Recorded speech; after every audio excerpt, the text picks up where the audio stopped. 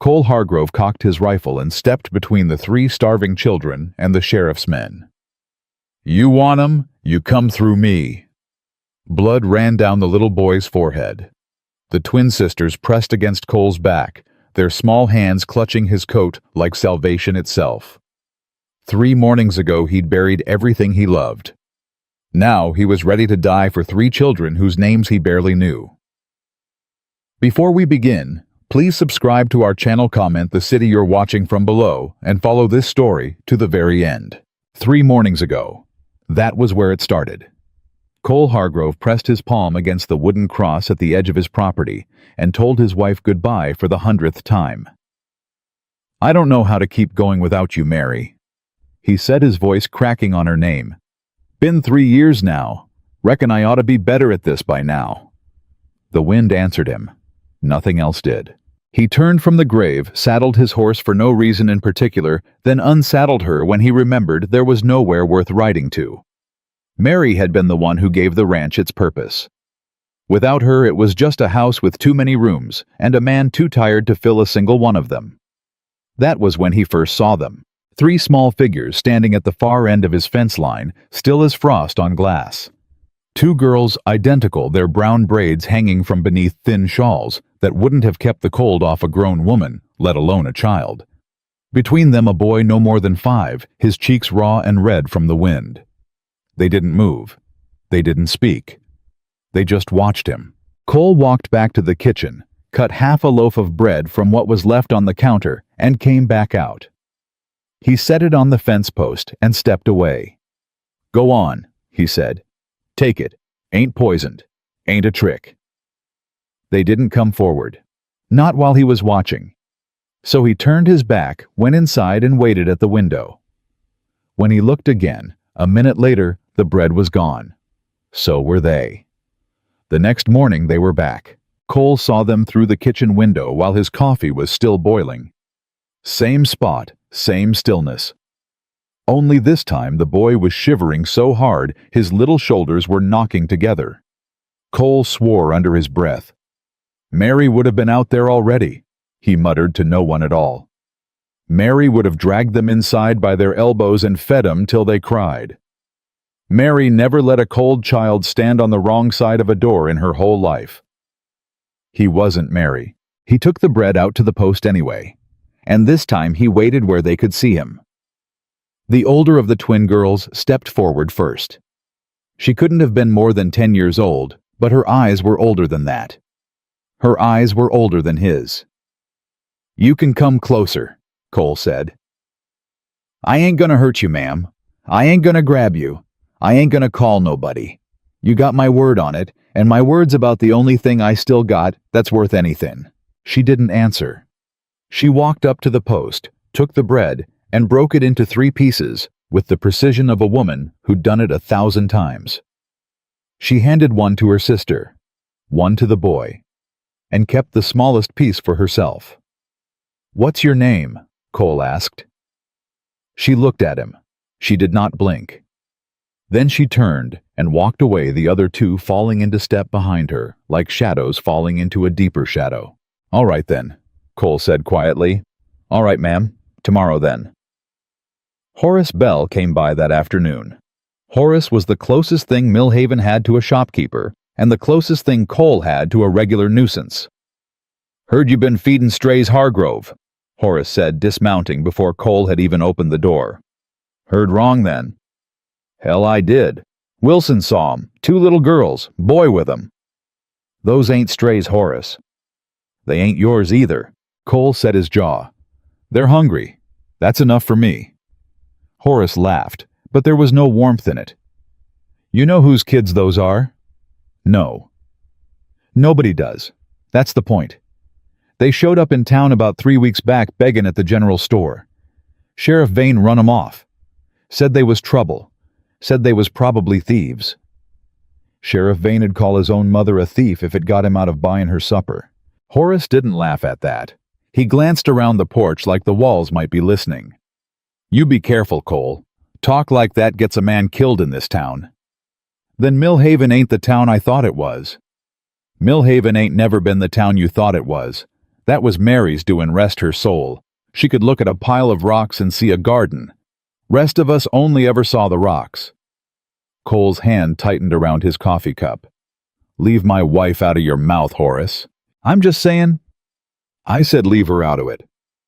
Horace held up both hands and took a step back. Fine, fine. But them kids, you feed 'em one more time and Vane's gonna hear about it. And when Vane hears about it, he's gonna come calling. And Sheriff Vane don't come calling for tea and biscuits. Let him come. Horace shook his head slow and sad. Cole, I swear, since Mary died, you got a death wish big enough to ride a horse through. Maybe I do, Horace. Maybe I purely do. That night, Cole sat at the kitchen table and stared at the empty chair across from him. 3 kids, Mary, he said. 3 little kids, and not a soul in this town will so much as look at 'em without spittin'. The empty chair said nothing. twin girls, and a boy. Boy can't be more than 5. Cold enough last night to freeze a creek solid, and they was standin' out there in them thin little shawls like it was a Sunday mornin' in June. He took a long drink of whiskey, set the glass down harder than he meant to. You'd know what to do. You always knew what to do.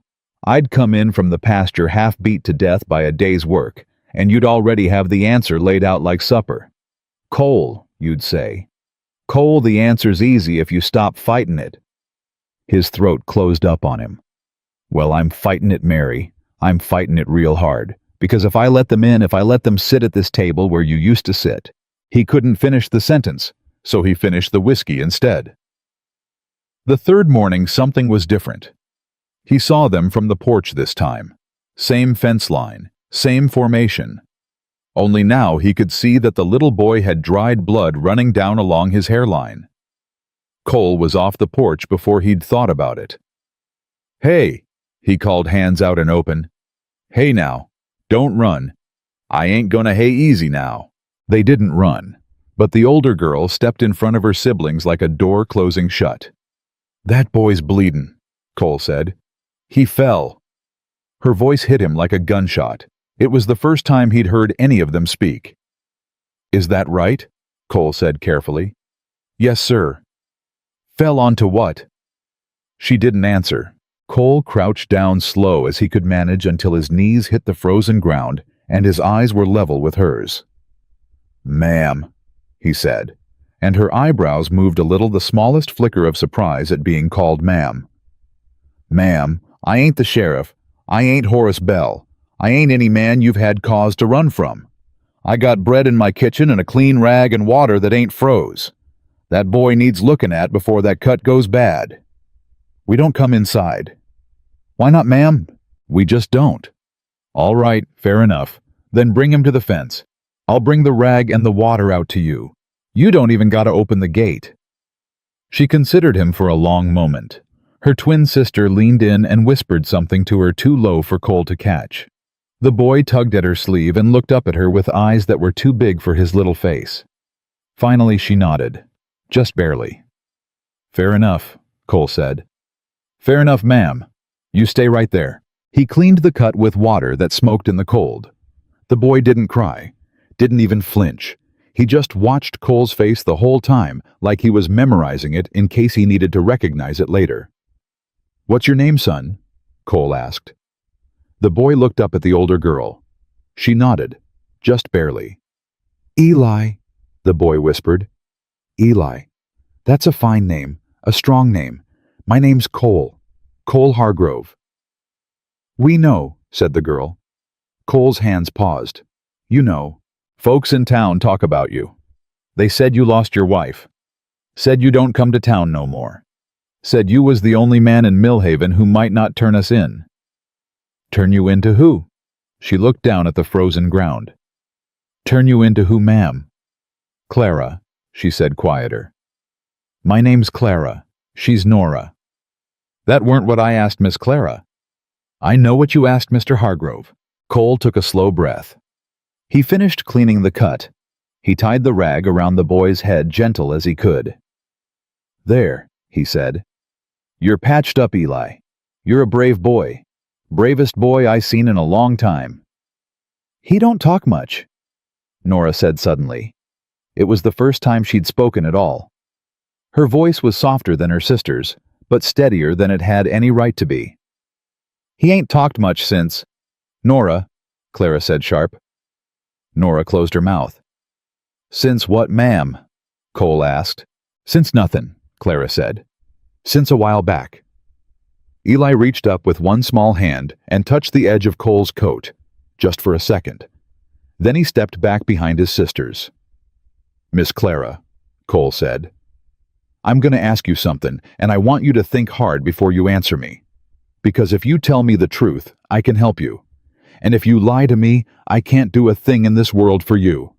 Ask it then. Is somebody hunting you?" The wind went through the fence posts with a long, low sound like a held breath coming loose. Clara looked at Cole Hargrove and didn't answer him. But she didn't run either. Horace Bell came back that evening and he brought Sheriff Vane with him. Cole saw them coming from the porch. He set his coffee down on the rail very carefully, and then he went inside and picked up his rifle, and then he came back out and sat down in his chair like he'd been waiting for them all day. "Sheriff," he said when they were close enough to hear. "Horace. Hargrove." Vane didn't dismount. He was a tall man with a thick gray mustache and eyes the color of creek water in February. "Heard you been feeding 3 children been seen around town." "Heard right then." "Mind telling me where they went?" "Couldn't say." "Couldn't say or won't say. Take your pick, Sheriff." Horace shifted uncomfortably in his saddle. "Cole, now the sheriff's only trying to help. Them children got folks looking for 'em, folks with a rightful claim." "That's so. That's so," said Vane. "Who'd that be?" "Don't see how that concerns you, Hargrove." "Well, Sheriff, I reckon it concerns me plenty. Seein' as they've been standin' at my fence 3 mornings runnin', and seein' as somebody's been puttin' bruises on that boy that didn't come from fallin'." Vane's jaw tightened just a touch. "That boy fell." "He told me the same thing." "Well, there you go." "There I go," Cole said. "Except he didn't look at me when he said it. A boy that age, Sheriff, he looks at you when he tells the truth. He looks at his feet when he tells a story somebody else put in his mouth." For a long second, nobody moved. Then Vane smiled. It was not a warm smile. "Hargrove," he said softly, "I've always respected you. Respected Mary more. She was a fine woman. God rest her. But I'm going to give you one piece of advice, and I'm going to give it to you because I remember what she meant to this town. Stay out of business that ain't yours. Them children ain't your kin. They ain't your problem. And the man who makes 'em his problem, well, that man's taken on more than grief." "That a threat, Sheriff? That's neighborly advice. Huh?" Cole didn't move from his chair, didn't raise the rifle, didn't need to. His hand just rested on the stock, easy and sure. "Then I reckon we ain't very neighborly, you and me." Vane held his gaze for another long moment. Then he tipped his hat slow as honey and turned his horse. "Horace," he said, "let's ride." Horace lingered. His mouth opened and closed.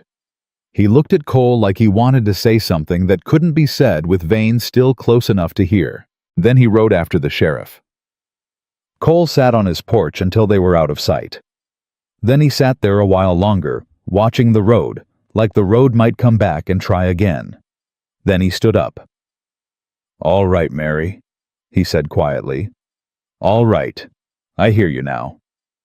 That night, Cole waited at the kitchen window with his rifle across his knees and the lamp turned low. He waited until the moon came up over the ridge. He waited until an owl called 3 times and went quiet. And then, just the way he figured she would, Clara Webb came back. She wasn't at the fence this time. She was at the edge of the barn, crouched low, one hand resting on the latch of the small side door, like she'd been thinking about opening it. Her sister and brother weren't with her. Cole stepped out of the house without making a sound. "Evening, ma'am." She spun around. Her hand went to something at her waist, a knife Cole saw. A small, dirty, carefully kept kitchen knife. The kind of knife a child carries when a child has learned she needs to carry a knife. "You weren't going to steal from me, was you, Miss Clara?" "No, sir." "Then what was you going to do?" She swallowed. Leave something. Leave something. Slowly she reached into the pocket of her thin coat and pulled out a folded piece of paper. It was creased a dozen times, dirty at the edges, soft from a year of handling. "My daddy," she said. "It was my daddy's." Cole took it careful as he'd ever been with anything in his life. "What is it?" "I can't read it all. Nora can't either. But I know what the top says. My daddy read it to us before. "What does the top say?" Clara Webb looked up at him, and for the first time, Cole saw something in her face that wasn't survival. It was something older than survival. It was grief. It says, "If you're reading this, I'm already dead." The wind stopped. "And Mr.?" She took a breath. The kind of breath a child takes when she's about to say something she's been carrying for months without ever setting down. "My daddy's handwriting says the man who killed him just rode off your porch an hour ago." Cole Hargrove stood in the cold with a dead man's letter in his hand and a living child looking up at him, and he understood in that very moment that he was about to throw his whole life away and not even mourn it. He folded the paper slow and careful and put it in his breast pocket right over his heart, where Mary's photograph had lived for 3 years. "Miss Clara," he said, "where are your brother and sister?" "Hid." "Hid where?" "Someplace safe." "Ain't no place safe. Not from him, not from Vane." "I know," she said. "Then you take me there, tonight, right now, and you tell me everything your daddy told you, and everything you seen, and everything you heard. You understand me, ma'am?" "Yes, sir." "All right, let me get my coat, and my rifle." He turned toward the house. "Mr. Hargrove." He stopped. "They ain't gonna stop," Clara said. "Even if you hide us, even if you feed us, even if you lie to the sheriff's face 100 times running, they're gonna keep coming until they find us. You know that, don't you?" Cole looked back at her. A 10-year-old girl with her father's letter in her pocket and a kitchen knife at her hip. A child who'd buried her whole family and still had the kindness in her to warn a stranger about what it was going to cost him to help her. "Ma'am?" he said, and his voice was rough as new rope. "I know." He stepped into the house and closed the door behind him. He stood in the dark kitchen for one long second, his hand pressed flat against the doorframe, his eyes closed. "Mary," he whispered. The empty chair didn't answer. But for the first time in 3 years, Cole Hargrove didn't need it to. He pulled his coat off the hook. He slung his rifle across his back. He picked up a small sack and filled it with bread jerky and the last of the apples Mary's tree had ever given him. He turned down the lamp. He opened the door. Clara Webb was waiting for him in the dark, exactly where he'd left her, her small hand already held out toward his. Cole Hargrove took a child's hand for the first time since the day Mary's hand had gone still in his own, and he stepped out into a night that was already deciding what kind of man he was going to die as. Clara Webb did not speak for the first hour they walked. She led him up through the pines behind his own pasture along a deer trail he'd ridden past 100 times and never once noticed went anywhere. Her small boots made no sound on the frozen needles. Cole's boots made too much, and she turned and shushed him twice before he learned to walk where she walked and step where she stepped. "You done this before, ma'am," he said finally low. "Every night, sir." "For how long?" "Since summer." Cole stopped walking. "Summer, Miss Clara?" "Yes, sir." "You been living out here, 3 children, since summer?" "Yes, sir." "Alone?" She turned to look at him. The moon caught the side of her face, and Cole saw a child's mouth and a woman's eyes, and the two of them didn't match, and they weren't going to. "We ain't alone when we got each other, Mr. Hargrove." He didn't have an answer to that. They climbed another half hour before she stopped him with a hand on his wrist. It was the first time she'd touched him of her own will, and her fingers were so cold they burned. "Listen," she whispered. He listened. "Nothing."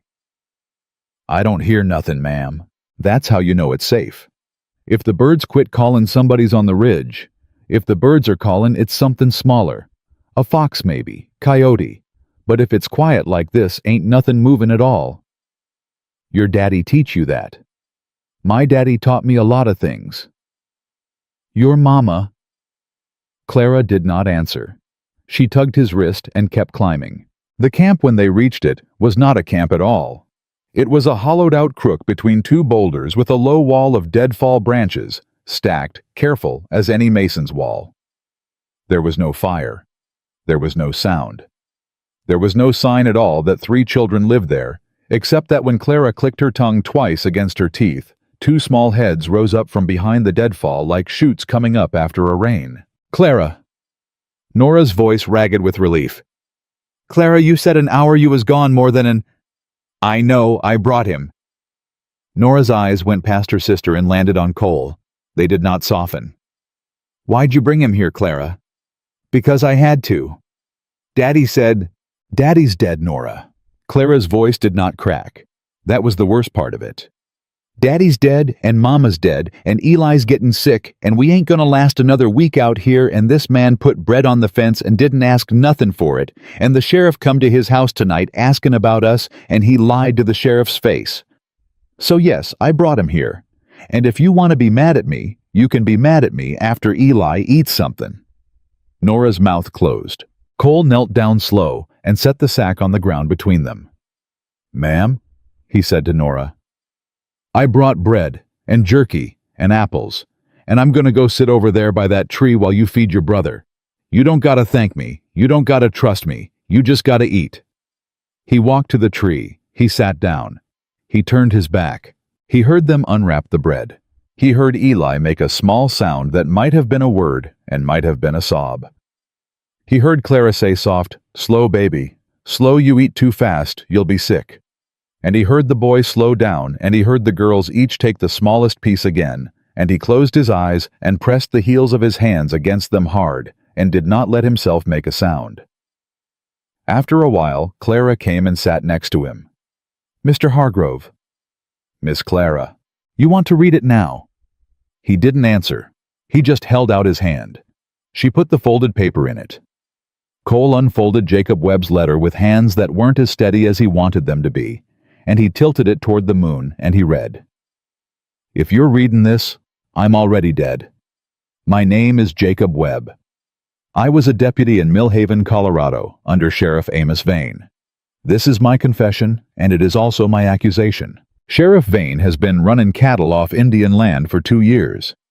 He been selling that beef to the railroad companies laying track west of Denver, and he been pocketing the money and paying off Judge Harlan Price to keep the books clean. I have seen the ledgers. I have copied them. The copies are hid where my wife Elizabeth knows to find them, and no one else. Last month, Vane had a man killed, a rancher named Tomas Delgado, who seen what Vane was doing and threatened to write to the territorial marshal.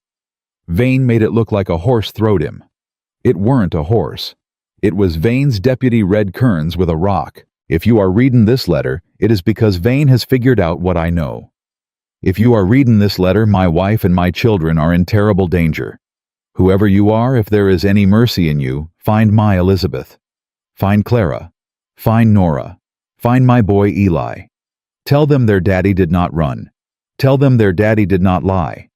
Tell them their daddy tried. The ledger copies are buried under the 3rd fence post east of the henhouse at our home on Creekwater Road. If the house is burned, dig anyway. The tin is deep. Tell my children I loved them. Tell my children the truth. Jacob Webb. Cole folded the paper back up. He folded it slow. He folded it careful. He folded it because if he did not fold it, he was going to stand up and ride into Millhaven tonight and shoot Amos Vane in his own kitchen. And that would not save these 3 children. And it would not bring Jacob Webb back, and it would not do anything but get Cole Hargrove killed before the dawn came. Miss Clara. Yes, sir. Your house on Creekwater Road. Burned, sir, in July. We got out the back. Your mama. Clara did not answer. Miss Clara? Your mama? She went back in, sir. Went back in for what? For Eli. He was hid in the root cellar. She told us to run. And she went back in, and she got him out the storm doors, and she pushed him out to Nora, and then the roof come down, and she didn't come out after him, sir. Cole put one hand over his mouth. He held it there for a long time. "Miss Clara." "Yes, sir." "You know where the hen house is?" "Yes, sir." "You know where the third fence post east of it is?" "Yes, sir." "You ever go back there?" "Once." "Once." "After the snow come. I went back one night. I dug. I dug with my hands, sir. The ground was froze. I dug till my hands bled." "Did you find it?" "No, sir." "Why not, ma'am?" Her voice went very small. "Because red kerns come riding up the road, and I had to run, and I left my daddy's letter in the dirt, and I had to come back 2 nights later and find it again before the wind took it, and by then I was too scared to dig no more." Cole closed his eyes. "Miss Clara." "Yes, sir." "I'm gonna dig that tin up tomorrow night. You understand me, ma'am?" "Yes, sir. And then we are gonna ride to Denver, you and your sister and your brother and me. We are gonna take what your daddy buried, and we are gonna put it in the hands of the territorial marshal, and we are gonna see Sheriff Amos Vane hung for what he done. Do you hear me, Miss Clara?" "Yes, sir." "Say it back to me." "We're gonna see him hung, sir." "Yes, ma'am, we are." She looked up at him in the moonlight, and her chin did something that he thought for a second was her trying not to cry, and then he realized it was her trying to smile. She had forgotten how. It took her a second to remember.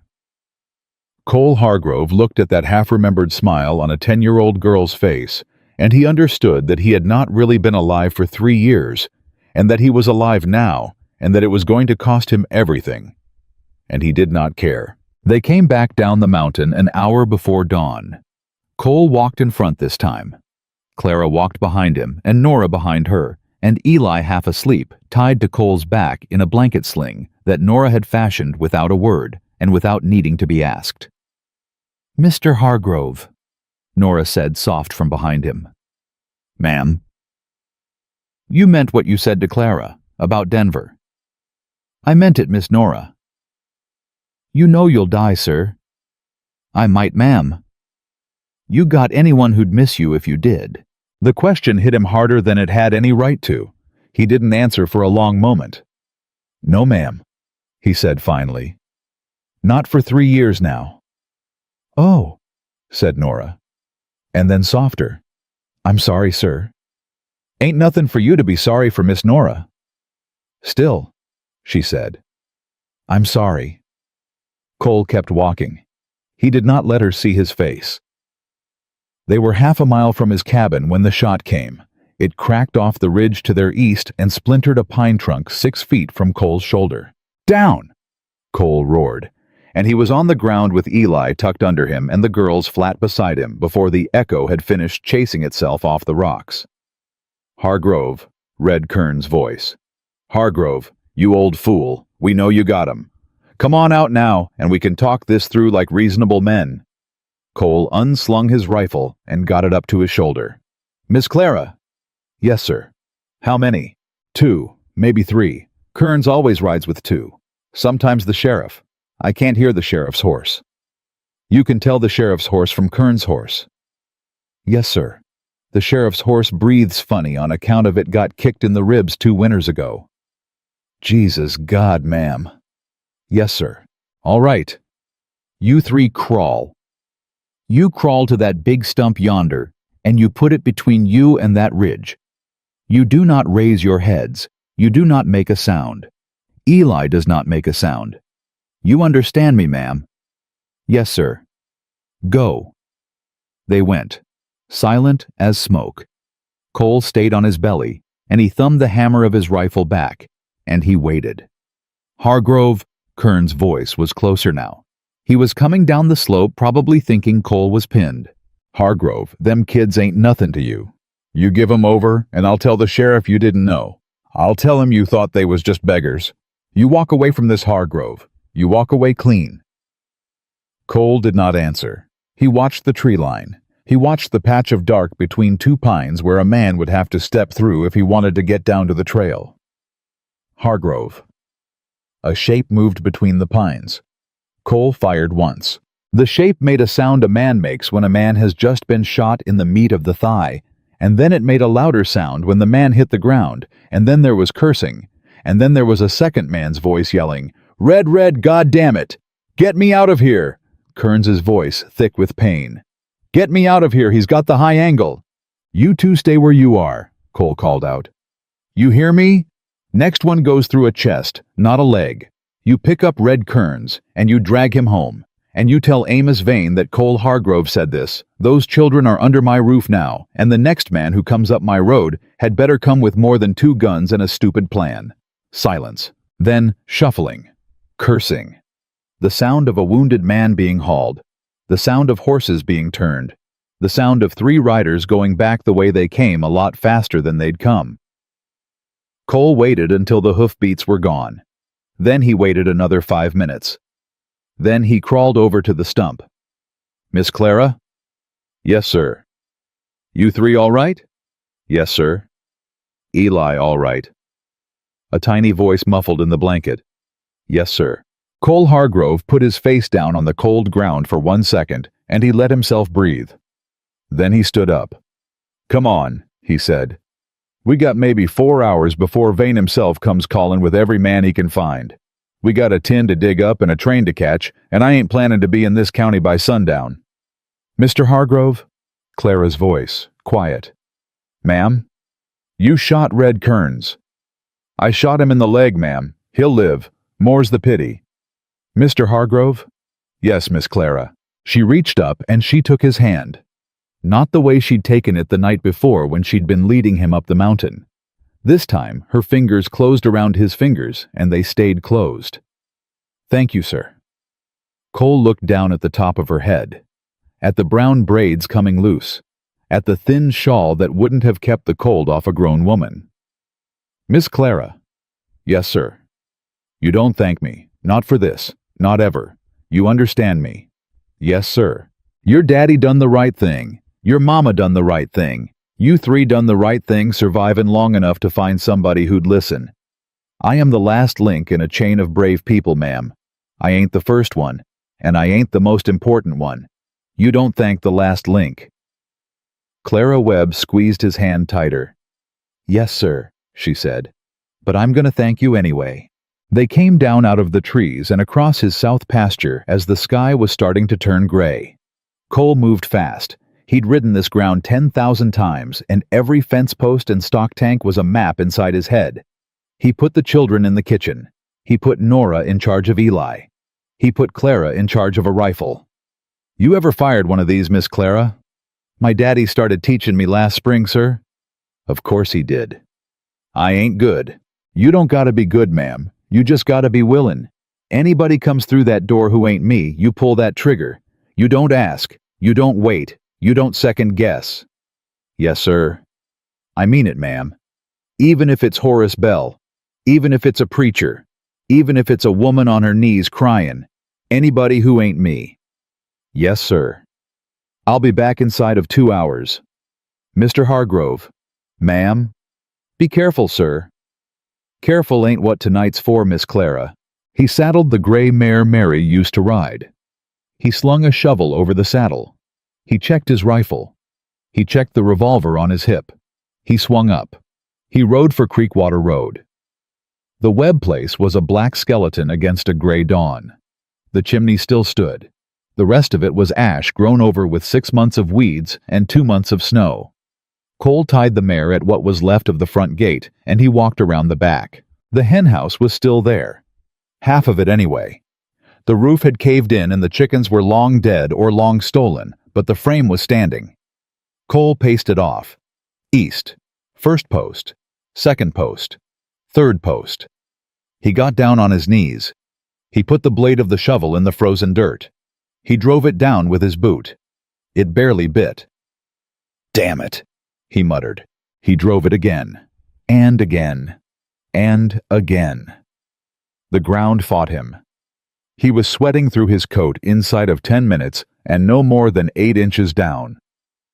He thought about Clara Webb digging this ground with her bare hands until they bled. He dug harder. He was 2 feet down and starting to wonder if he had the wrong post when the blade hit metal. Yes. He got down on his belly and he scraped the dirt away with his hands. A tin box. A tobacco tin about the size of a man's 2 fists put together. tied shut with wire. He pulled it up out of the ground. He sat back on his heels in the cold dawn with 6 months of a dead deputy's work in his lap. And then he heard the hoofbeats. He did not turn around. He did not stand up. He did not move. He just reached slow for the revolver on his hip. Easy, Cole. Not Vane's voice. Not Kern's. A voice he knew. A voice he had not heard in 3 years. Easy now, old friend. Ain't no need for that pistol. Cole Hargrove turned his head. Dr. Samuel Thorne sat his horse at the corner of the burned house, his medical bag across the saddle horn, his breath coming white in the cold. Sam? Cole? What are you doing here? I've been watching that house for 3 months, Cole. Waiting for somebody to come dig up what I knew was under it. You knew. Elizabeth Webb was my patient, Cole. Elizabeth Webb was my friend. And Elizabeth Webb, God rest her, told me on the last night of her life exactly where her husband buried that tin. Cole stared at him. Then why in God's name didn't you dig it up yourself, Sam? Because I'm a 62-year-old country doctor with bad knees and one good hand, Cole Hargrove. And because I've been praying every night for 6 months that somebody younger and meaner and a whole lot more heartbroken than me would come along and finish what Jacob Webb started. Samuel Thorne looked down at his old friend in the dirt with a dead man's tobacco tin in his hands. And here you are, he said quietly, right on time. Cole Hargrove stood up slow out of the dirt with the tin in his hand, and he did not put his revolver away. Sam. Cole. You tell me right now, old friend. You tell me right now whose side you are on. Because I got 3 children sitting in my kitchen right this minute, and one of them's got my rifle pointed at my own door. And if you are here to slow me down by so much as a minute, I am here to save their lives, Cole Hargrove. Prove it. Samuel Thorne reached inside his coat. Cole's thumb went to the hammer. Easy, Cole.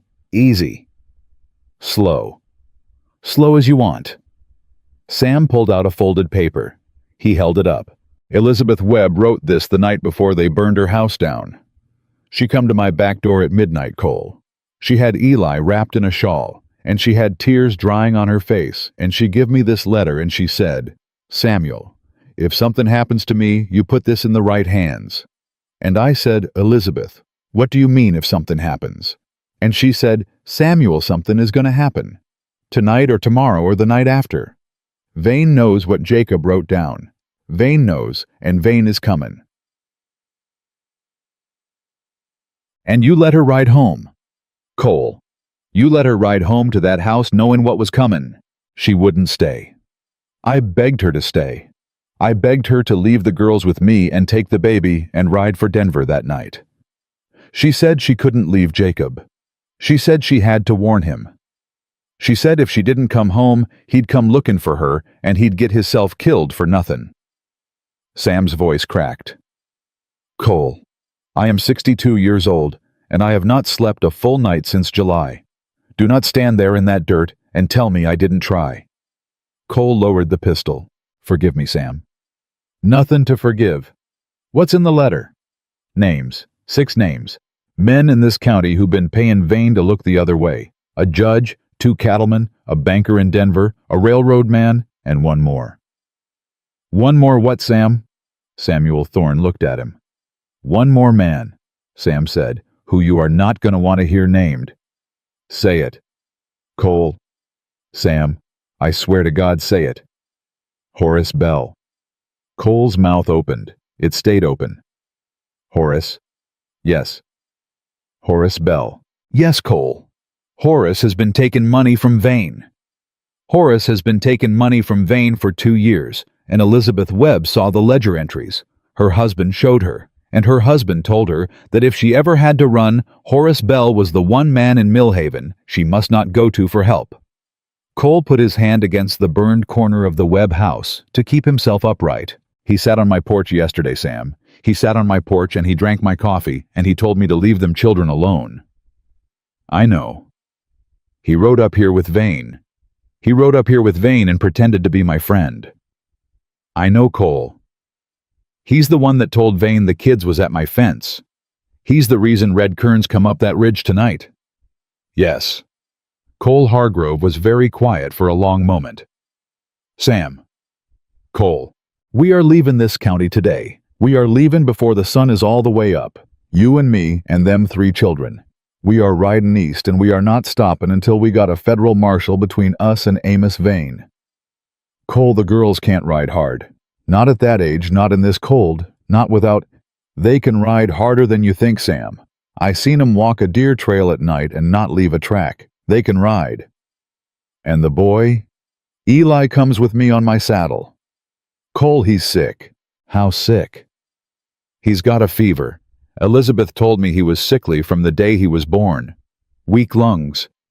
She used to boil him cedar water and hold him over the steam every night of his life, Cole, because without it he would stop breathing in his sleep. That boy has been sleeping on cold ground for 4 months. He's got pneumonia coming on if it ain't already come. Then we ride faster. Cole, we ride faster, Sam. Samuel Thorne looked at him for a long second. Then he nodded slow. We ride faster. They rode faster. They came back down Creekwater Road at a hard trot, and Cole's gray mare was already throwing foam by the time they hit the turnoff to his place. He could see his own chimney smoke from the ridge, only there wasn't any. Sam. I see it, Cole. There's supposed to be smoke. I see it. Clara was supposed to keep the stove going. Cole. Cole Hargrove kicked the mare hard, and she went from a trot to a gallop in the space of a breath, and Sam's old roan was left behind in the pines. Cole came up on his cabin with his rifle already across his saddle and his revolver already in his hand, and he saw his front door standing open, and he saw no smoke, and he saw no children, and he came off the mare before she'd stopped moving. Clara. Silence. Clara Webb. You answer me right now, ma'am. Silence. He hit the porch. He hit the doorway. He went through the door low and sideways with the revolver up and, Mr. Hargrove, don't shoot. Clara's voice. From under the kitchen table. The rifle he'd given her was trained right on his chest, and her finger was on the trigger, and her hands were shaking so bad the barrel was making little circles in the air. Clara. Clara, easy. Easy, ma'am. It's me. Put that rifle down, baby. Put it down slow. She put it down. She put it down, and then she came out from under the table, and she ran at him, and she hit his leg so hard he staggered back half a step. Horace. Come, sir. Horace Bell come. He come up on the porch, and he called your name, and he said he was a friend, and Nora said, don't answer. And I didn't answer, and then he tried the door, and the door was locked, and he tried the window, and I pointed the rifle at the window, and he saw me, and he ran, sir. He ran for his horse, and he rode back toward town, and he was riding hard, sir. He was riding so hard. How long ago, Miss Clara? 10 minutes, sir. Maybe 15. Cole closed his eyes. He's gone to fetch Vane. Yes, sir. He seen you with a rifle in my kitchen. Yes, sir. Then Vane knows you're here, and Vane knows you're alive, and Vane is coming with every gun he owns, and he is coming inside of an hour. Yes, sir. Samuel Thorne came through the door behind them, breathing hard. Cole. Sam, saddle up the bay in the barn. Saddle up the mule. Load the mule with blankets and the tin and whatever food's in that pantry. Miss Nora, where's your brother, ma'am? Here, sir. Nora's voice small from the back room. He's here. He's sleepin'. He's real hot, sir. Bring him. Wrap him tight. Sam's got medicine in his bag. We'll see to him on the move. Cole. We do not have time, Sam. Cole, that boy cannot ride in this cold with a fever that high. Then he will die on the saddle instead of on my kitchen floor, and I will live the rest of my life with it, and you and I will keep riding. Is that what you want me to say out loud, Sam? Is it? Because I will say it. I will say it if you make me. Samuel Thorne looked at him for one long second. Then he went to saddle the horses. Cole went to the back room. Nora was already wrapping Eli in every blanket in the house. The boy's face was so hot, Cole could feel it from across the room. Eli! Sir. The word was a whisper. Eli, I'm going to pick you up, son. I'm gonna pick you up, and I'm gonna put you on my horse with me, and we are gonna ride, and it is gonna be cold, and it is gonna be long, and it is gonna hurt. Do you understand me, son? Yes, sir. You got to hang on to me. You hear, no matter how tired you get, no matter how cold you get, you hang on to me. Yes, sir. And if you feel yourself fallen asleep, you wake yourself up. You pinch yourself. You bite your own tongue. You do not fall asleep on that saddle, Eli Webb. You hear me? You do not fall asleep. The boy nodded just barely. Cole picked him up. He weighed almost nothing. It was like lifting a bundle of kindling wrapped in a blanket. Cole? Sam's voice from the yard. Cole, we got riders on the ridge. How many? 6, maybe 7 coming fast. Clara, Nora, mount up. Clara on the bay, Nora behind her. Hold on to your sister and do not let go. Sam, you ride point. I ride rear with Eli. We go out the back pasture gate, we go north through the creek so we break the trail, then we cut east for the Denver road. Move. They moved. Cole swung up onto the mare with Eli strapped against his chest in the blanket sling, and he spurred her toward the back of the pasture with Clara and Nora on the bay just ahead of him, and Sam on his roan already at the creek. Behind them, a rifle cracked off the ridge. Then another. Then a voice, distant, furious Vane's voice, shouting something Cole could not make out and did not need to. Don't look back, Cole roared. Don't any of you look back. Clara did not look back. Nora did not look back. Eli could not have looked back if he'd tried. They hit the creek at a dead gallop, and the mare went up to her fetlocks in the cold water and threw it up in a white spray that made Eli cry out against Cole's chest, and Cole clenched his jaw and kicked her on. Another 100 yards, Sam, he called. Then we cut east. I hear you. They cut east. They rode for an hour, then another. The sun came up and climbed over the world, and Cole felt Eli's breath against his collarbone, getting shallower and shallower, and he did not stop and he did not slow. At noon, Sam held up his hand. Cole, we gotta rest the horses. 10 minutes. No more. The mare is gonna drop. 10 minutes. They slid down into a dry gully out of the wind. Sam went straight for Eli. He put his ear to the boy's chest. He listened for a long time. Sam? It's bad, Cole. How bad? He's got it in both lungs. I can hear it. He needs a warm room. He needs steam. He needs cedar water and broth and time. We don't have time, Sam. I know we don't have time. How long has he got? In this cold on that saddle, Cole, I am telling you plain. That boy is not gonna see tomorrow morning if we keep riding like this. Clara Webb had been standing 10 feet away holding the bay's reins. She dropped them. She walked over. Her face had gone so pale her freckles looked like drops of blood. Mr. Hargrove. Miss Clara? You take Eli, you take him and Sam, and you ride for the nearest warm house. You leave me and Nora. We'll make our own way to Denver. We know how to hide. We've been doing it since July. No, ma'am. Mr. Hargrove, if Eli dies because we stayed together. No, ma'am. Sir, please. Miss Clara, I said no. Do you hear me? I said no. But your mama died for your brother, Miss Clara. You think I'm gonna let her do that for nothing? You think I'm gonna split you 3 up now after everything your mama give up to keep you together? No, ma'am. Not while I am breathing air. We ride together. We die together if it comes to that. But we do not split up. Do you hear me, Clara Webb? Clara's chin started to shake. Yes, sir. Good. Now you get back on that bay. Sam cleared his throat. Cole? Sam, there's a place. What? There's a place. About 4 miles from here. A line shack the Delgado family used to keep for their riders. It's empty now. Has been since Tomas Delgado was killed. But it's warm if we can get a fire going. It's stocked last I knew. I could work on the boy, get the fever down, buy us a day, maybe 2. Vane'll track us. Vane'll track us wherever we go. How far off our line is it? North by northeast, 2 miles off. Cole looked down at Eli in his arms. The boy's lips were starting to turn a color Cole did not like. Ride, he said. They reached the line shack as the sun was starting to slant low. Sam kicked the door in.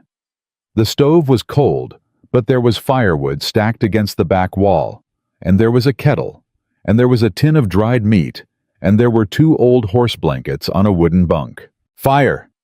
Sam barked. "Coal fire now. Clara, find me a pot and fill it from the creek outside. Nora, get them blankets on that bunk and warm 'em by the stove soon as it's goin'." They moved.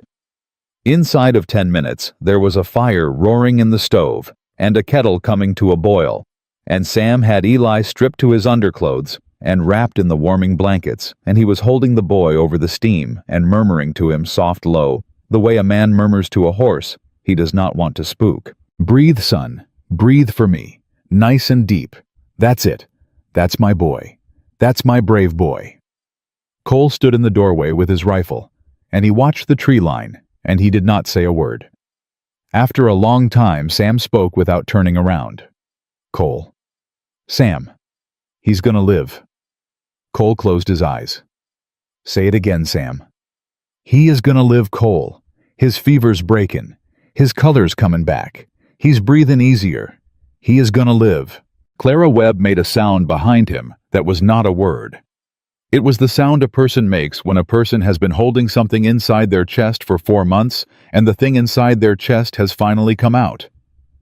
Nora held her sister. Clara held her back. They did not cry. They were past crying.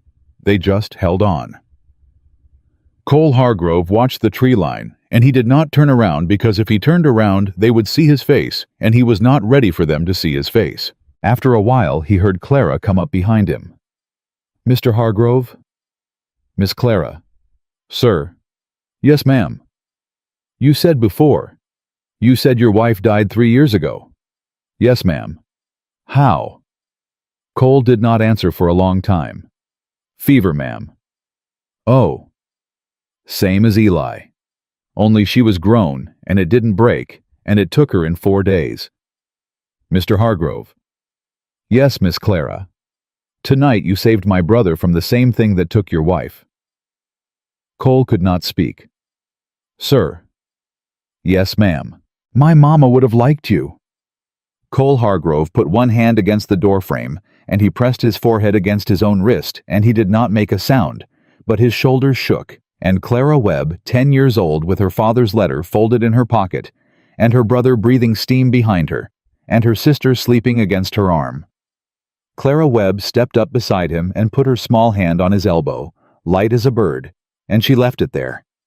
And they stood like that, and outside, somewhere on the ridge above them, a horse Cole did not recognize nickered softly in the failing light, and a man's voice answered it low and satisfied, and a rifle bolt slid closed with the smooth, unhurried click of a hunter who has found exactly what he was hunting and has all the time in the world. Cole Hargrove did not move. He did not turn his head. He did not look at Clara. He did not take his eyes off the tree line through the crack in the doorway. "Miss Clara." "Yes, sir." Her voice had gone small again. "Walk backward into that cabin, slow as milk. Do not run. Do not turn around." "Yes, sir." "Sam." Sam Thorne's voice low from the stove. "I hear you, Cole. There's a man on that ridge, maybe 2. Clara's coming to you now.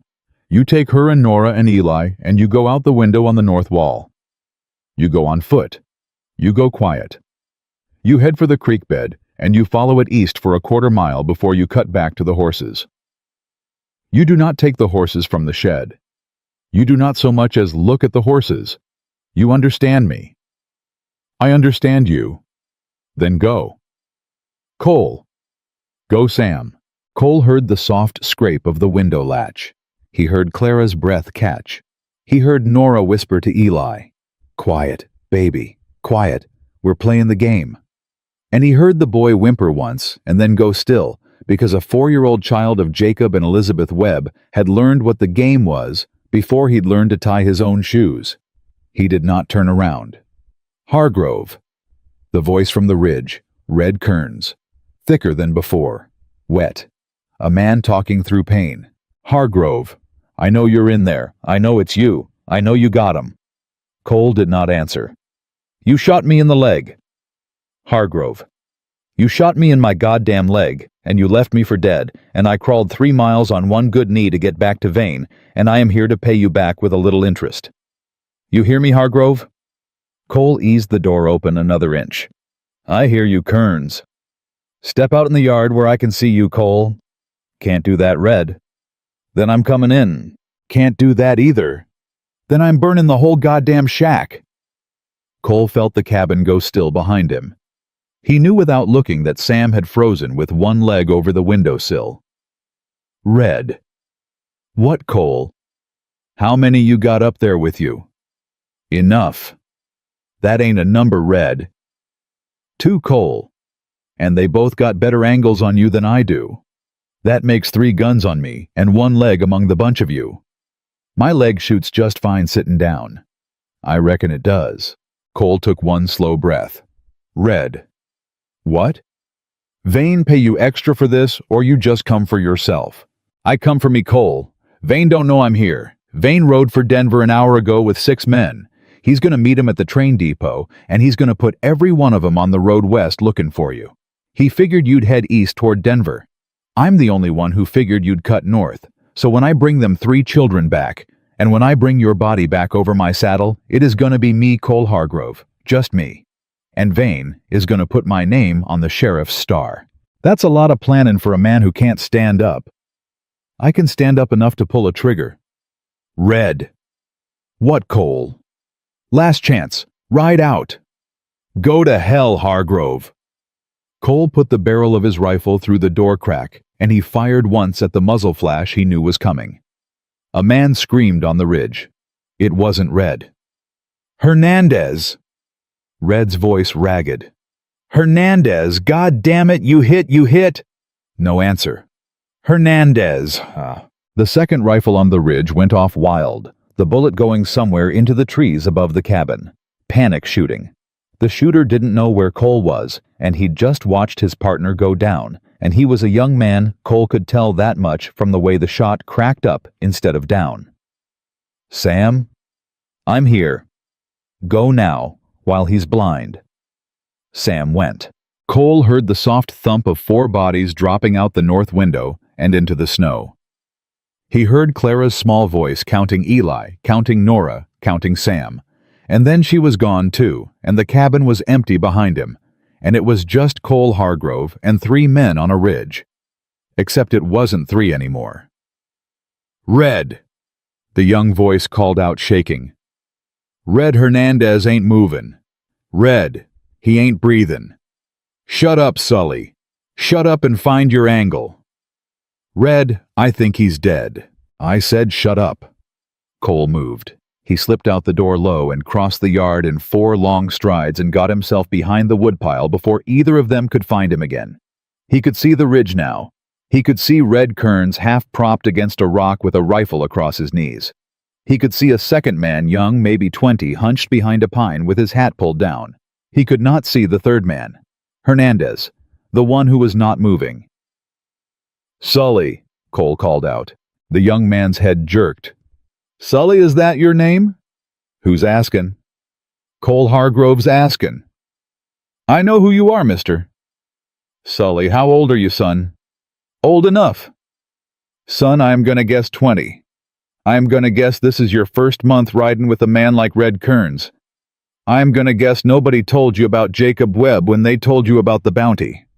I am gonna guess you think these 3 children are thieves or runaways or something Vane made up for you.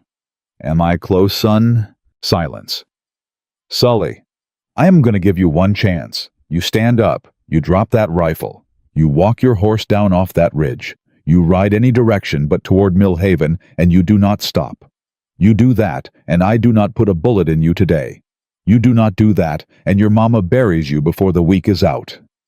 "Sully, don't you listen to him," Red Kearns snarled. "He's alone down there. He's bluffing."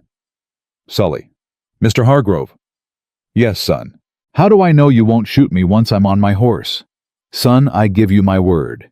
Your word ain't worth. My word is the only thing I got left in this world that is worth anything, Sully. You take it or you don't." Silence. Then slowly, a rifle hit the ground up on the ridge. Sully, you yellow. Shut up, Red.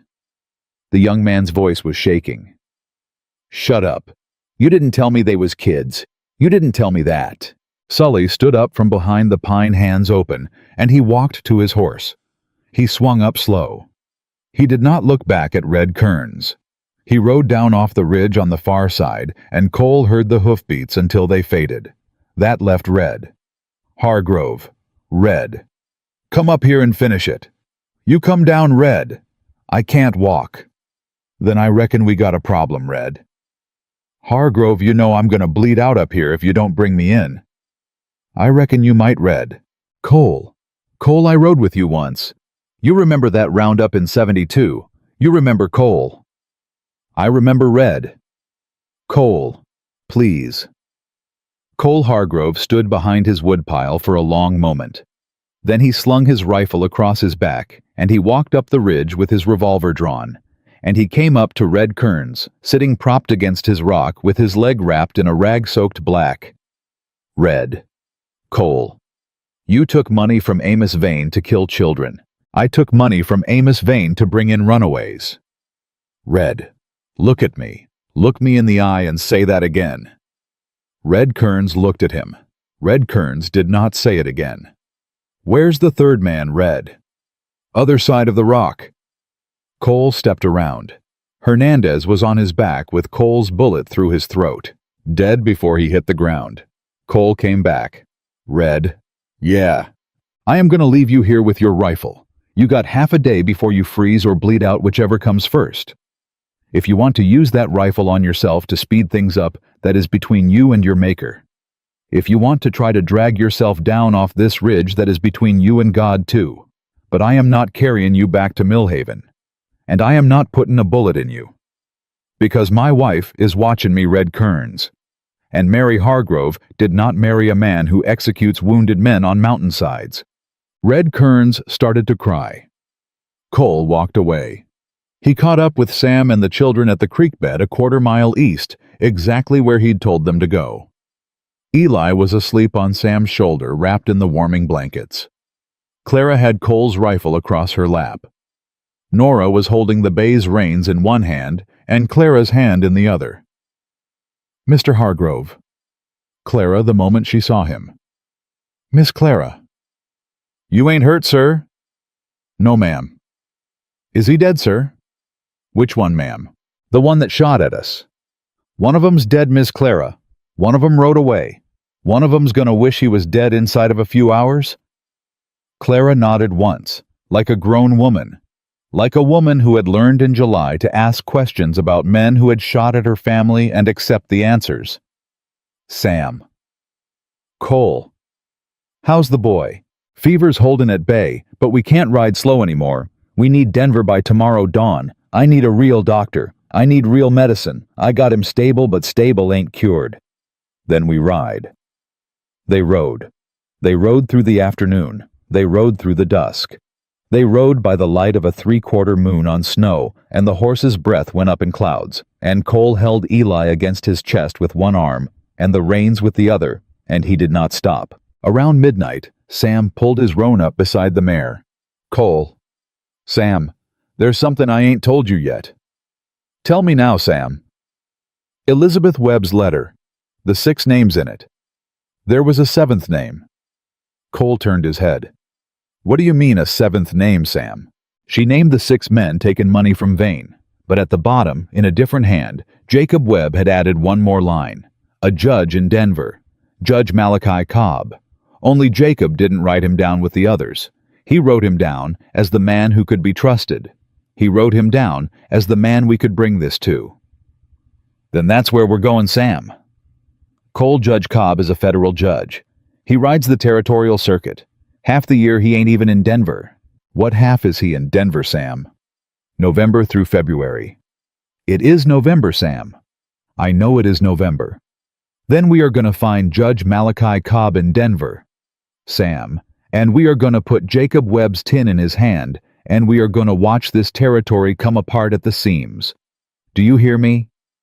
I hear you, Cole. They rode another hour, and then they hit the ambush. The first shot took Sam's roan through the shoulder. The horse screamed and went down sideways, and Sam went with it, and Cole heard Clara cry out behind him, and he was already wheeling the mare and getting Eli off of his chest and pressing the boy into Nora's arms in one motion. "Nora, you ride east on that bay, and you do not stop. You hear me, ma'am?" "Sir, I ain't leaving you." "You ride Nora Webb. You take your brother and your sister, and you ride." "Sir." "Go." A second shot cracked from the brush. Cole felt it go past his ear. "Hargrove." A voice he knew too well. "Horace Bell." "Hargrove, put down the rifle, and nobody else has to get hurt tonight." Sam was on the ground under his dying horse. Cole could see him trying to drag his leg out from under the roan's body. "Horace Bell." "Cole. Come out where I can see you, Horace." "Cole, I got 2 men on either side of this road, and they got you in a crossfire, and they will cut you to ribbons if I give the word. Now I don't want that. I truly don't. Let's you and me talk, Cole. Let's you and me be reasonable." "Reasonable?" "Cole, I know what you think of me. I know what Thorne told you. But you don't know the whole of it. You don't know what Vane had on me. You don't know what he would have done to my Martha if I hadn't—" "Don't you say your wife's name to me, Horace." "Cole, please. Don't you dare say her name to me while I got Jacob Webb's children on the back of a horse riding for their lives." "Cole, listen. Listen to me now. Give me the tin. Give me the tin and I walk away. I ride back to Vane and I tell him you burned it.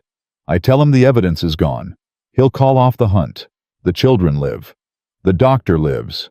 You live. You can take them 3 back to your ranch and raise them as your own, and I swear to you on my wife's head, nobody will come looking again." "Horace." "Cole. You are lying to me." "I am not lying to you, Cole." "Horace. I have known you for 16 years. I have sat at your table. I have drunk your coffee. I have known you to lie about small things 100 times, and I have forgiven you every time. But I have never in my life known you to lie well, Horace Bell. And you are lying to me now." Silence from the brush. Then softer. "Cole, they're gonna kill you anyway. You know they are. There's a meeting in Denver tonight. All of them. The judge, the cattleman, the banker, the railroad man. They're meeting at the Palace Hotel. And they have every lawman and every bought gun in this territory watching the roads in. You are not gonna make it, Cole. You are not gonna make it even if I let you pass this minute." "Then why are you here, Horace?" "To give you a chance to live. For Mary's sake." "Don't you say her name either." "Cole." Cole Hargrove fired into the brush where Horace Bell's voice was coming from. He did not hit Horace. He hit the man standing next to Horace, and the man made a sound and fell, and the second gun on the far side of the road opened up, and Cole was already diving into the ditch with his rifle as the bullets chewed the road where he'd been standing. Sam, are you out from under that horse?" "I'm out." "Can you shoot?" "I can shoot with my left hand." "Then shoot Sam." Sam shot. Cole shot. The second gunman broke cover to run, and Sam's bullet took him in the back before he'd gone 4 steps. That left Horace. "Horace!" Cole called. "Horace, it's just you now." Silence. "Horace, you come out with your hands empty or you die in that brush." A long silence. Then slow Cole.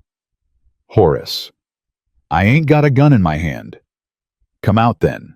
Horace Bell stepped out of the brush with his hands up and his face streaked with dirt and something that might have been tears. "Cole." "Horace." "Cole, I—" "Horace, shut up." "Cole, shut up, Horace. You do not get to talk right now. You do not get to explain. You do not get to beg. You do not get to say one more word about my wife. You are going to walk with me over to that tree. And you are going to sit down with your back against that tree, and Sam is going to tie your hands behind that tree, and we are going to leave you there for the next traveler to find, because I am not going to execute you, Horace, but I am sure as hell not going to carry you to Denver either. Do you understand me? Cole, they'll find me before a traveler does. Vane's men will find me, and they'll kill me for failing." Then I reckon you got a lot to think about in the hours before that happens, Horace Bell. Horace started to cry. Cole Hargrove did not look away, and he did not soften, and he did not forgive him. He tied Horace Bell to a pine tree at the side of the road to Denver, and he left him there, and he got Sam up on the dead gunman's horse, and he got Eli back into his arms, and he rode east. The dawn came up gray over the plains. They could see Denver from 2 miles out. The smoke of its stoves, the line of its buildings, the spire of a church. And they could see between themselves and the city a single rider coming at them hard and fast on a horse lathered white with the run.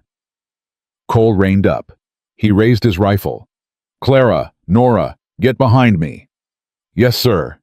The rider got closer, closer. A man in a black coat, a tin star on his chest, a weathered face Cole had never seen before. The rider pulled up 20 feet away, and his hand went up open and empty. "Cole Hargrove." "Who's askin'?" "United States Marshal Elias Hawk. I have been ridin' 2 days lookin' for you. Judge Malachi Cobb got a telegram yesterday that said you were comin'. I need to know right now, sir, do you have Jacob Webb's evidence on you?"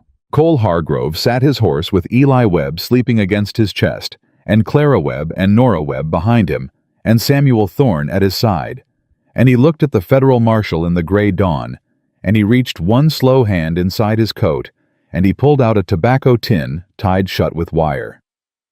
"Marshal Hawk." "Yes, sir." "You take us to that judge, right now, before the sun is an inch higher than it is now, because the men who killed these children's daddy are meetin' in your city tonight, and I aim to be in that meetin' room before they do." Marshal Hawk looked at the tin. He looked at the 3 children. He looked at Cole Hargrove's face. "Sir," he said quietly, "I will ride you there myself." Marshal Elias Hawk turned his horse, and Cole Hargrove rode beside him, and Sam Thorne came up on the other side with Clara and Nora on the bay behind them, and they rode into Denver with the sun climbing gray over the Palace Hotel's rooftop. "Marshal?" "Yes, Mr. Hargrove?" "How'd the judge get word we was comin'?" "A young man rode in late last night, sir. Said his name was Sully. Said he'd seen a thing on a ridge outside Millhaven he wasn't going to be able to live with if he didn't say it out loud. He rode straight to the courthouse. He woke up the night clerk. The night clerk woke up Judge Cobb. Judge Cobb woke up me." Cole did not answer for a moment. "That boy kept his word." "He did, sir. He said a man named Cole Hargrove gave him his word on a ridge last night, and it made him remember he used to have one of his own." Cole looked down at Eli asleep against his coat. "Marshal Hawk." "Sir?" "There is a meetin' tonight at the Palace Hotel. Judge Harlan Price, a banker, a railroad man, 2 cattlemen, and Sheriff Amos Vane of Millhaven, Colorado." "I know about the meetin', sir." "You know about it. Judge Cobb has known about it for a week. We did not have the evidence to move on it. We had suspicion. We had rumor. We had a dead rancher and a burned house and a deputy who vanished with his whole family in July, and a dozen pieces that did not fit together." Hawk looked sideways at the tobacco tin tucked inside Cole's coat. "But I am guessin', sir, that we are about to have the evidence." "Yes, sir, you are." They rode up to the courthouse as the bell was ringing 7. Judge Malachi Cobb was already on the steps. A tall man, white hair, black eyes, a mouth that had not smiled in a long time. He came down the steps in his shirt sleeves. "Marshal." "Your Honor." "This is Hargrove." "Yes, sir."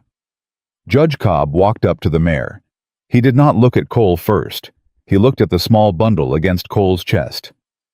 "Son," he said softly, "son, are you Eli Webb?" Eli did not answer. Eli was past answering. Cobb's jaw worked for a moment. "Get this child to St. Joseph's Hospital right now. Marshal, you escort him. Dr. Thorne, you go with him. Ladies," he turned to Clara and Nora, "you come with me, both of you. I have a room at the courthouse with a stove and a pot of coffee and a plate of biscuits my housekeeper brought over this morning, and you are going to sit in that room until this is over. You are not going to be alone. A deputy marshal will be at the door. Do you understand me?" "Yes, sir," said Clara. "Yes, sir," said Nora. "Mr. Hargrove." Your Honor. You come with me, you and the tin. Yes, Your Honor. Cole handed Eli down to Sam. Sam took the boy like he was made of glass. Sam. Cole. You save him. Cole. I am 62 years old, and I have saved 1,000 lives, and I have lost 1,000 lives, and I have learned the difference is not in the doctor. But I give you my word, old friend. I will not close my eyes until that boy opens his. Go. Sam went. Clara Webb caught Cole's sleeve before she went up the courthouse steps. Mr. Hargrove. Miss Clara. Is it over now, sir? Not yet, ma'am. Tonight. You're going to that meetin'? Yes, ma'am. With the judge. With the judge. And the marshal. And every deputy this territory can put in a room. Mr. Hargrove. Yes, Miss Clara. Sheriff Vane? Yes, ma'am. I want to be there. Cole looked down at her. Miss Clara, I want him to see me, sir. I want him to see me standing next to you. I want him to know who it was that brought him down. I want him to see my daddy's face on my face and know. Please, Mr. Hargrove. Miss Clara, please. Cole knelt down in the street, and he took both her shoulders in his hands. Clara Webb, listen to me now. Your daddy did not lay down his life for you to walk into a room full of killers. Your mama did not lay down her life for you to look a man like Amos Vane in the eye at 10 years old. What they died for was for you to grow up, Miss Clara. They died for you to grow up into a woman who never has to look at Amos Vane again. You do not owe him a face to see. You do not owe him a name to know. You do not owe him one more second of your life. Do you hear me, ma'am? Clara's chin shook. Yes, sir. Your daddy's face is on your face, Miss Clara, but not for Vane to see. For your little brother to see. Every day of his life. That is what your daddy's face is for now. Clara Webb nodded. And then because she was 10 years old, and because she had been a woman for 4 months, and she had earned the right to be a child for 30 seconds. She put her arms around Cole Hargrove's neck, and she pressed her face against his coat, and she cried. Cole held her. He held her tight. He held her like she was his own because somewhere between a fence post and a burned house, and a ridge at midnight, she had become exactly that. I got you, ma'am, he whispered. I got you. I got you. Your daddy's watching. Your mama's watching. I got you. Nora came up beside them and put her hand on her sister's back and did not say a word. Judge Cobb stood at the top of the steps and turned his face away and gave them their moment. After a long time, Cole stood up. Ma'am? Sir. You and your sister wait for me in that judge's office, and when I come back for you tonight, I will have news. Good news or bad news. I will have it, and I will bring it to you myself. Yes, sir? I promise you, Clara Webb. I know, sir. Cole climbed the courthouse steps. Judge Cobb laid a hand on his shoulder and turned him down the hall. The tobacco tin was between them on the judge's desk inside of a minute, and Judge Cobb's old hands were untying the wire with the careful slowness of a man who knew what he was about to read would change the shape of his city. He read. He read for 20 minutes. He did not speak. He read every page of Jacob Webb's ledger copies and every line of Jacob Webb's confession, and Elizabeth Webb's 6 names written in her dying hand, and the last line Jacob had added about Judge Malachi Cobb being the man who could be trusted. When he was done, Judge Cobb took off his spectacles and he pressed the heels of his hands against his eyes for a long moment. Mr. Hargrove. Your Honor. Jacob Webb was my godson. Cole's head came up. Sir. His mother and my wife were sisters. He came to stay with us every summer when he was a boy. He slept in the bedroom across the hall from where I slept. When he joined the deputies in Millhaven, it was because I told him Amos Vane was a good man, because I believed it, because I had known Vane's father who was a good man, and I confused the son with the father. Judge Cobb's voice did not shake. I sent Jacob Webb to die, Mr. Hargrove. I did not know I was doing it, but I did it. Sir, you did not kill him. No, but the man who did is going to be in a room at the Palace Hotel at 8 o'clock tonight, and I am going to be in the doorway of that room. And so are you. and so is every deputy marshal in the territory of Colorado. Yes, sir. Mr. Hargrove. Your Honor. Do you want to walk in first? Cole Hargrove looked at the judge for a long moment. Yes, sir. I believe I do. At 7:30 that evening, the Palace Hotel's upper dining room was warm with lamplight and brandy, and the low, satisfied laughter of men who believed themselves untouchable. Sheriff Amos Vane sat at the head of the table with his mustache freshly waxed. Judge Harlan Price sat to his right. The banker Calloway sat to his left. The railroad man Forbes sat beside Calloway. The two cattlemen, Knox and Mercer, sat across. Vane was in the middle of a joke about a dead deputy when the door opened. Cole Hargrove stepped through it. He did not have a rifle. He had left his rifle with Marshal Hawk. He had his revolver on his hip and his hands at his sides, and Mary Hargrove's wedding ring on a cord around his neck under his shirt against his chest. Vane's laugh died in his throat. Hargrove. Sheriff Vane. Horace Bell sends his regards, Amos. He's tied to a pine tree 40 miles west. Red Kearns is bled out on a ridge outside a line shack. Hernandez is dead. Sully rode in 2 nights ago and turned state's evidence. Jacob Webb's children are alive. Dr. Samuel Thorne is alive.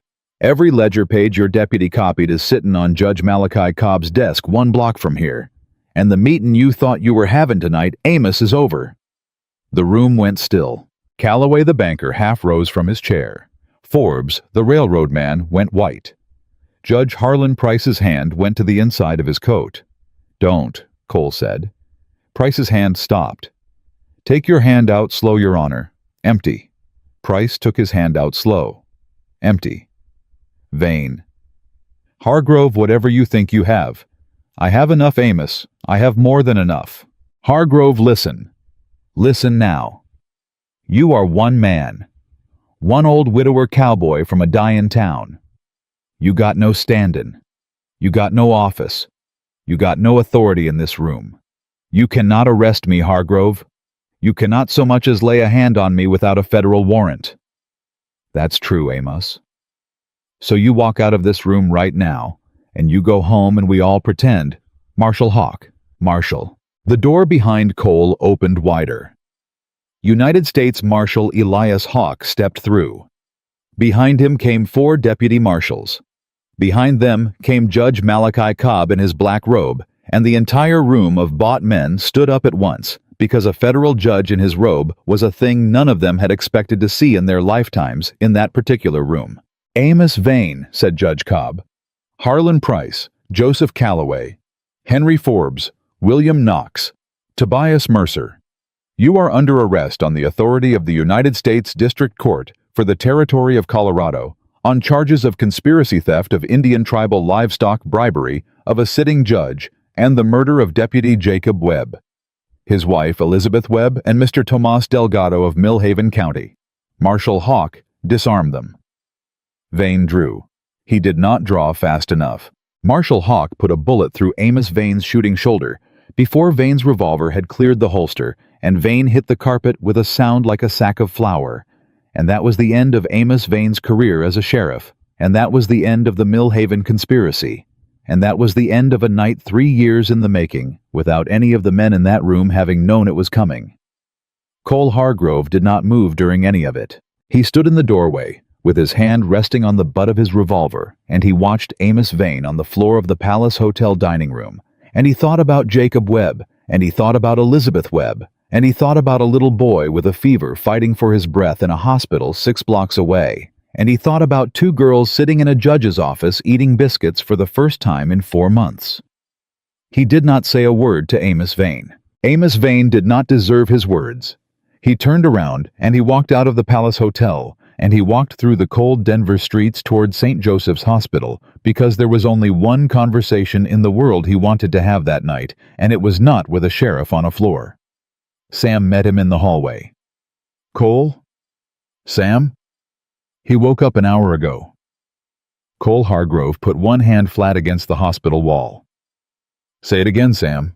Eli Webb woke up an hour ago, Cole. His fever broke at sundown. He ate a bowl of broth. He asked for his sisters. They're with him right now. Cole walked down the hall. The door of the hospital room was cracked open. Cole did not push it. He looked through the crack. Clara Webb was sitting on the edge of the bed with Eli's small hand in both of hers. Nora Webb was on the other side, brushing her brother's hair back from his forehead, with the tenderness of a child who had been doing the work of a mother for 4 months and would do it for the rest of her life if she had to. Eli was awake, pale, thin as a reed, but awake. He saw Cole in the doorway. He held out his hand. Cole came in. He sat down on the chair by the bed. He took the little boy's hand in his own. Eli's hand almost disappeared inside it. "Mr. Hargrove?" "Yes, Master Eli." "You brung us." "Yes, son." "My daddy said a man would come." Cole could not speak for a moment. "Your daddy said that, son. He said it the night before. He said if anything bad happened, a man would come. He said we had to be brave until the man got there. He said we would know him when we saw him." "Did you know me, Eli?" "Yes, sir." "How, son?" Eli looked up at him with eyes that were too big and too old and too tired and too alive. "Because you put the bread on the fence without asking, sir." Cole Hargrove put his face down against the little boy's hand, and he did not try to stop what came out of him. He wept. He wept 3 years of weeping. He wept for Mary, and he wept for Jacob, and he wept for Elizabeth, and he wept for Tomas Delgado, and he wept for himself on a porch for 3 winters with an empty chair across the table, and he wept at last because it was over, and because he had lived to see it over, and because 3 children were alive in a hospital in Denver on a November night when they were supposed to have died in July. Clara Webb put her hand on his shoulder. Nora Webb put her hand over Clara's. Eli Webb, too weak to sit up, squeezed Cole's hand with every bit of strength a 4-year-old had in him. They stayed like that for a long time. 6 weeks later, on the first clear morning of the new year, Cole Hargrove stood on the porch of the ranch house outside Millhaven with a cup of coffee in his hand, and he watched the 3 Webb children run across the yard toward the barn, and Sam Thorne sat in a rocker beside him. "Sam." "Cole." "The papers came yesterday." "Did they now?" "Judge Cobb signed 'em himself. Guardianship free and clear. Nobody can take 'em from me, Sam. Not ever." "That's a fine thing, Cole. A fine thing. You gonna keep the name Hargrove, or you gonna let 'em stay Webbs?" "They are Webbs, Sam. They will always be Webbs. Their daddy's name will not die in this family. Not while I am in it." Sam nodded. "Mary would be proud of you, Cole Hargrove." Cole looked out at the yard. Clara was hoisting Eli up onto a fence rail so he could see the calf in the pen. Nora was laughing at something her sister had said. The boy's cheeks were pink with cold and health, and he was yelling something at the calf, and the calf was answering him. And Cole Hargrove heard a sound he had not heard on his ranch in 3 years. He heard a child laugh. "Sam?" "Cole." "She's more than proud. She sent him to me." Sam Thorne did not answer that. He did not need to. He just laid his old hand on his friend's shoulder, and he left it there, and the 2 of them watched the children play in the morning sun on land that had waited 3 years to hear them. Cole Hargrove set his coffee down on the rail. He stepped off the porch. He walked out to the yard, and Clara saw him coming, and she smiled, and Nora smiled, and Eli held out both his little arms and yelled, Daddy Cole, come see." And Cole Hargrove, who had buried everything he loved, and who had ridden across a territory to save 3 hunted children, and who had stood in a doorway in Denver and watched an empire of corrupt men fall in a single night, Cole Hargrove at last walked into the rest of his life. He was not a widower anymore.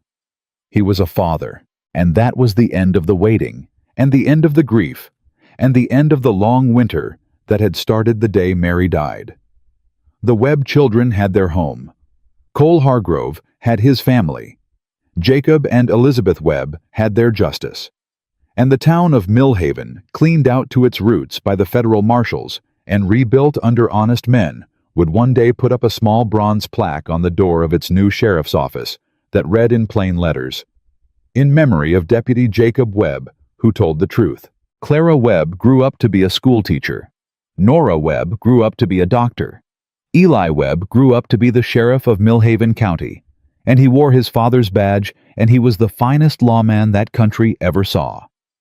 And Cole Hargrove lived to see every one of them grown, and every one of them safe, and every one of them loved. He had saved them, and they had saved him right back, saved him right back, saved him right back, saved him right back, saved him right back, saved him right back, saved him right